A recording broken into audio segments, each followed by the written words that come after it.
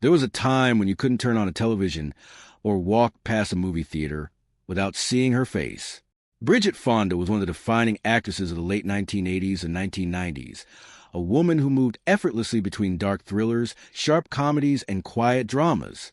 She had the bloodline of American film royalty, the training of a serious actress, and a run of performances that made critics take notice. Then, at the height of her powers, she simply stopped. No dramatic farewell, no tearful retirement announcement, no final interview explaining herself to the world. She just walked away. Today, at 61 years old, Bridget Fonda lives a life that looks almost nothing like the one she built in front of the cameras. And the story of how she got there is far more layered than most people realize. Bridget Jane Fonda was born on January 27, 1964, in Los Angeles, into a family whose name was already stitched into the history of American cinema. Her grandfather was Henry Fonda, one of the most respected leading men of Hollywood's golden age. Her father was Peter Fonda, the actor and filmmaker who became a symbol of the counterculture generation through his work on Easy Rider. Her aunt was Jane Fonda, a two-time Academy Award winner and one of the most recognizable actresses in the world. Her mother, Susan Brewer, was not part of the entertainment industry. She worked as an artist, though even her family had loose ties to the world of film. Bridget herself was named after Bridget Hayward, the daughter of the actress Margaret Sullivan, a small detail that hints at just how deeply embedded the Fonda family was in Hollywood's social fabric. Being born into that kind of legacy might sound like a guarantee of success, but for Bridget it came with complications from the start. Her parents divorced when she was 10 years old, and not long after, her father remarried actress Portia Rebecca Crockett. The blended family split its time between the glitz of Los Angeles and the quiet, rural landscape of Paradise Valley, Montana, giving young Bridget an unusual childhood that swung between two very different worlds. She had already appeared on screen once before any of this happened, cast as a small child in 1969's Easy Rider, playing a youngster in a hippie commune in the very film that turned her father into a countercultural icon. It was a fleeting appearance, more of a novelty than a career move, but it planted her, however briefly, in front of a camera before she had any say in the matter. Growing up as a Fonda meant carrying a kind of built-in expectation that most children never have to think about. Her grandfather wasn't just a working actor. He was one of the most respected figures in the history of American film, a man associated with dignity, restraint, and moral seriousness on screen. Her father represented almost the opposite energy, a face of rebellion and countercultural cool. Her Aunt Jane had already become a political lightning rod and an Oscar-winning star in her own right by the time Bridget was still a young girl.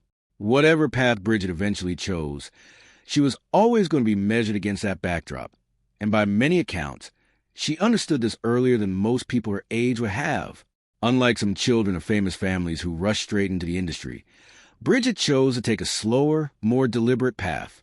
She enrolled at New York University's Tisch School of the Arts, a program known for producing serious, technically skilled performers, and she also studied under the method acting tradition associated with the Lee Strasberg Theater Institute. She graduated in 1986 with real training behind her, not just a recognizable last name. It was a conscious decision, and one that suggests she understood exactly what kind of scrutiny she would face if she ever stepped into the spotlight without the tools to justify it. Her professional acting career began to take shape in the late 1980s. In 1988, she landed a role in The Drama Scandal, a film based on Britain's real-life Profumo affair, and the performance drew enough attention to prove she could hold her own outside of her family's shadow. That same year, she also appeared in You Can't Hurry Love and the ensemble comedy Shag, steadily building a resume of her own. But it was 1990 that changed the trajectory of her career, when she was cast in The Godfather Part 3. Her role as a journalist wasn't the centerpiece of the film, but appearing in one of the most famous movie franchises in American history gave her a level of visibility that smaller independent projects simply couldn't provide. From that point forward, the offers started arriving quickly. In 1991, she appeared in Doc Hollywood alongside Michael J. Fox, and 1992 became something of a breakout year, with starring roles in both Single White Female and Singles.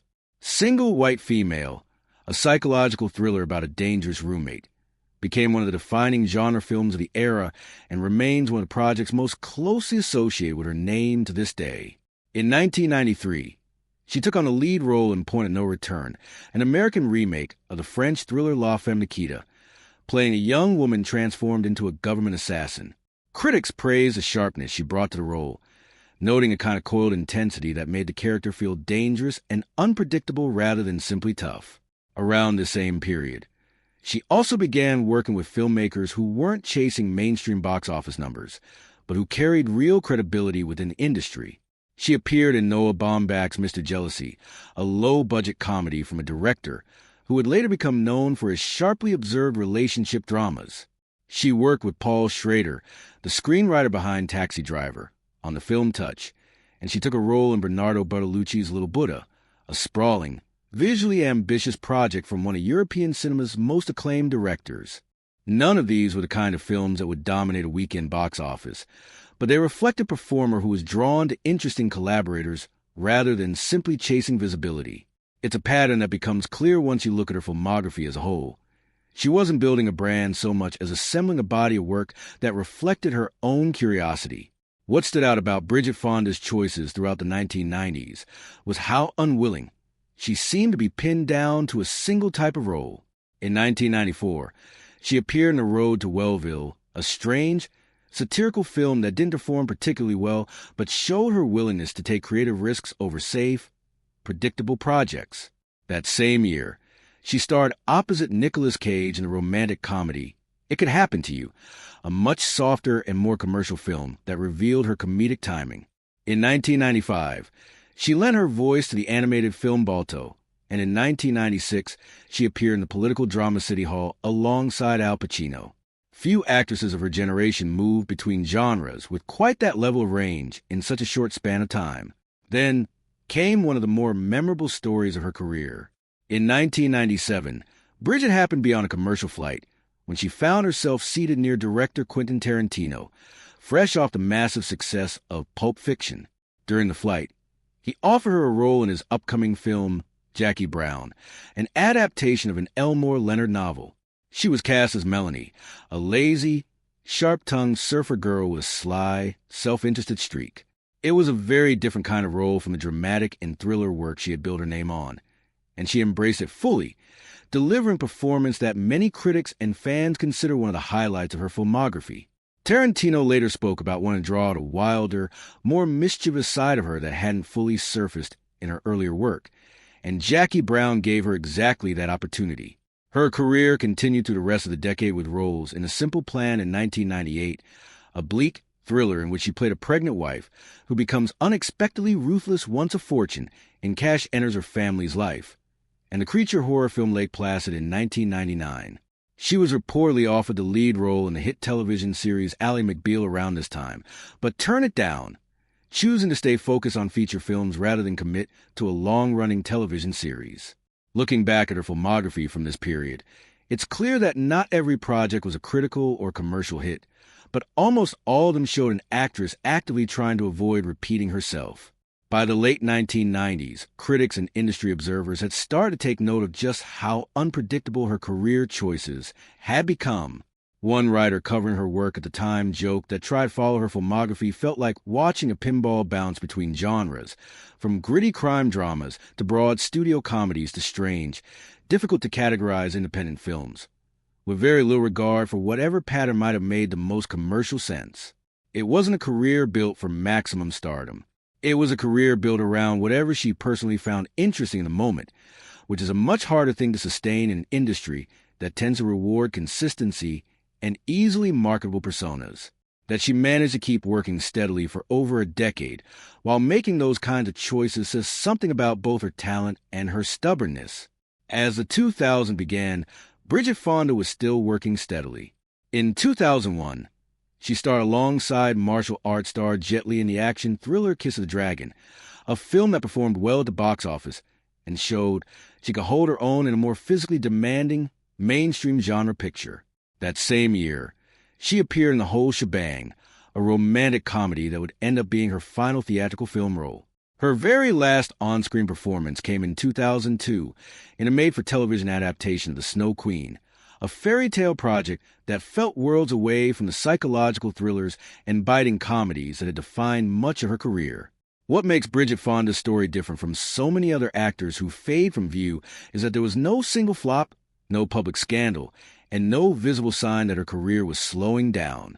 Kiss of the Dragon had done well. She wasn't struggling for work. And yet, after The Snow Queen aired, she never appeared in another film or television project again. She never issued a formal retirement announcement. There was no farewell tour of interviews, no final red carpet moment where she thanked her fans and said goodbye. One year she was working, and the next she simply wasn't. And it took the public quite a while to fully register what had happened. Underneath the surface of her very public career, Bridget had spent years grappling with something much more private, a persistent lack of confidence in her own abilities, despite outward signs of success. She spoke on more than one occasion about feeling as though she hadn't fully earned her place in the industry, given the enormous shadow cast by her family's name. She often described comparing herself unfavorably to performers who had built careers from nothing, without the benefit of a famous surname to open doors. That sense of self-doubt reportedly followed her through some of her biggest roles, and she admitted in interviews around this period that she struggled to feel proud of her work, even when it was well received by critics and audiences. She also spoke about a period of serious emotional difficulty that struck her in early 1997, around the time she was preparing for some of the biggest opportunities of her career. What began as a physical illness turned into something heavier and harder to explain, a wave of sadness that she couldn't easily shake. In interviews given later, she described leaning on her mother for support during that period, and recalled being told something that stuck with her for years afterward. That there comes a point in life when you realize nothing is simply going to happen to you, that you have to actively go out and build a life you want rather than wait for it to arrive. It's the kind of insight that, in hindsight, seems to explain a great deal about the choice she eventually made. It's worth pointing out that fans and entertainment writers have spent years trying to solve what they see as the mystery of her disappearance, treating it almost like the plot of an unsolved case rather than what it likely was, a personal decision made by a private person who simply didn't feel obligated to explain herself to the public. Online forums and fan communities still occasionally revive the question of what really happened to her, trading theories and half-remembered details, which says as much about how uncomfortable audiences are with a star simply choosing to leave as it does about Bridget herself. Most public figures who step back from the spotlight eventually resurface in some capacity, whether through a memoir, a documentary, or a nostalgic anniversary interview. Bridget never did any of that, and the absence of a tidy explanation is precisely what kept people talking about her long after she stopped appearing on screen. The moment most fans point to as a true turning point in her story is a car accident that occurred in February 2003.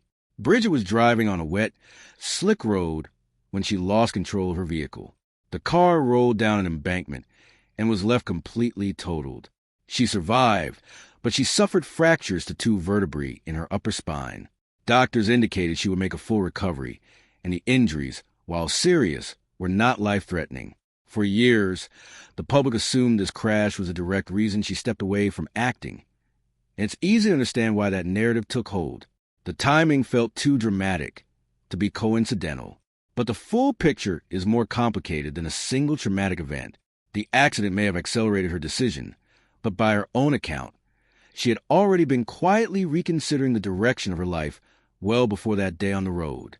Just months after the crash, in November 2003, Bridget married composer Danny Elfman in an intimate candlelight ceremony in Los Angeles. Elfman was already a hugely respected figure in the film industry, known first as a frontman of the new wave band Oingo Boingo and later as one of the most sought-after film composers of his generation, having built a long and celebrated partnership with director Tim Burton on films like Edward Scissorhands, Batman Returns, and The Nightmare Before Christmas. Bridget's father, Peter Fonda, walked her down the aisle at the wedding, accompanied by a small choir. The couple had reportedly met years earlier while working together on A Simple Plan, where Bridget starred and Elfman composed a score. In 2005, the couple welcomed a son, Oliver. Motherhood appears to have solidified the decision Bridget had already been leaning toward. She stepped back from acting almost entirely to focus on raising her son, and in the 2 decades since, she has maintained an extraordinarily private life. She rarely gives interviews, almost never attends industry events, and has largely avoided the kind of public visibility that once came standard with her career. Long before any of this happened, she had actually hinted at this future in interviews from the early 1990s, describing herself as someone who was deeply, almost obsessively, defined by her work, but who also expected that motherhood, whenever arrived, would change her priorities completely, and that she'd be content putting her career aside for a long stretch of time to make room for it. Since her retirement, sightings of Bridget Fonda have become rare enough that each one tends to generate a wave of public curiosity. She has been photographed occasionally over the years running errands, walking with friends, or accompanying her son, and these glimpses have become something of a small phenomenon online, with fans piecing together fragments of her life from a handful of paparazzi photos scattered across 2 decades. In one notable public comment given during a rare sighting, she was asked directly whether she had any interest in returning to acting, and her answer was simple and unhesitating. No, she said, it was simply too enjoyable being an ordinary civilian. That comment, more than almost anything else she said publicly since leaving Hollywood, seems to capture exactly how she feels about the life she chose. Her husband, meanwhile, has remained enormously active and visible in the industry. Danny Elfman has continued to compose for major films and television projects, has been nominated for numerous Academy Awards and Grammys, and has continued performing live well into his 70s, including a notable and well-received appearance at Coachella in 2022. The contrast between the two of them is striking. One half of the couple constantly in the public eye through his music and film work, the other almost entirely withdrawn from public life by choice.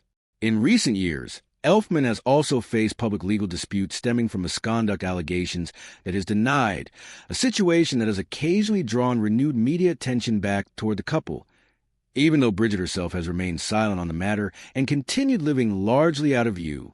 The couple has, over the years, split their time between properties in Los Angeles and a more secluded ranch in Santa Barbara, gravitating increasingly toward the quieter of the two settings as the years have gone on. In 2020, around the time the pandemic reshaped how many people thought about where and how they wanted to live, the couple sold off 2 large Los Angeles properties, further consolidating their lives around the ranch. Their son Oliver, now an adult, has by most accounts inherited his parents' preference for privacy, rarely appearing in photographs and avoiding the kind of public presence that so many children of famous parents eventually adopt for themselves.